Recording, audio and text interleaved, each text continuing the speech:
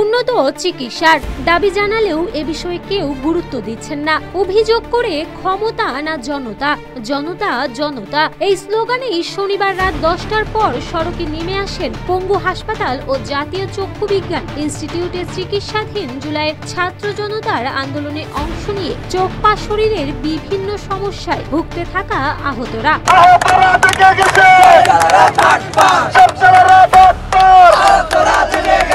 2রা ফেব্রুয়ারি রবিবার বেলা 11টায় জুলাই অভ্যুত্থানে আহতরা উন্নত চিকিৎসা ও পুনর্বাসনের দাবিতে রাজধানীর আগারগাঁওয়ে মিরপুর রোডের উভয় পাশ অবরোধ করে বিক্ষোভ করছেন। মাইয়া কলেজে পড়ে, ছেলে মাদ্রাসায় পড়ে, তা আমাদের কি দেখে? কোনো কিছু তো দেখে না। ক্যাটাগরি করছে, পাও ভাঙছে, এখন আমি হাঁটতেও পারি না, তাহলে এটা লাভটা হইল। বিক্ষোভকারীদের অভিযোগ তাদের অনেকেই সঠিক চিকিৎসা পাচ্ছেন না। জুলাই ফাউন্ডেশন থেকে সহায়তা পাওয়ার ধীর গতি নিয়েও বিক্ষোভ রয়েছে। তাদের দাবি রাষ্ট্রীয় স্বীকৃতি, উন্নত চিকিৎসা, পুনর্বাসনের ব্যবস্থা। সবাই একসাথে আন্দোলন করেছে, সবার সমান অধিকার দিতে হবে, দ্রুত সুচিকিৎসা দিতে হবে, প্রয়োজনে বিদেশেও পাঠাতে হবে।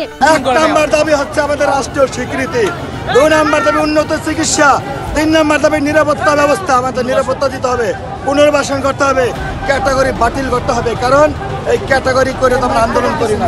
এসব দাবি নিয়ে বিক্ষোভকারীদের কেউ কেউ রাস্তার মাঝে চাদর বিছিয়ে শুয়ে আছেন, রাস্তার মাঝে বেঞ্চ পেতেও বসে আছেন অনেকেই। পরবর্তী কর্মসূচি নিয়ে আহত বিক্ষোভকারীরা বলেন, যদি উপদেষ্টারা তাদের আজকের দাবি না মানে, সেক্ষেত্রে আগামীকাল সারা দেশে আন্দোলনের সময় আহতদের নিয়ে সমন্বিত হবে এই বিক্ষোভকারীরা। কেন আমরা রাস্তায় থাকবো?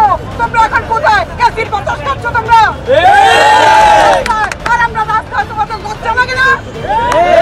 লজ্জা থাকা উচিত, তোমাদের লজ্জা হওয়া উচিত। তোমরা কেন আমাদের অধিকার মেনে নিচ্ছ না, আমাদের অধিকার দিচ্ছ না?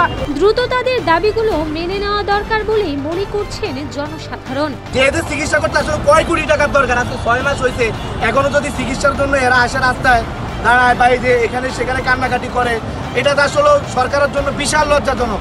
আর যে উপদেষ্টাগুলো বসে আছে তাদের সমস্যাটা কোথায়? এরা কি এদেরকে দেখে না?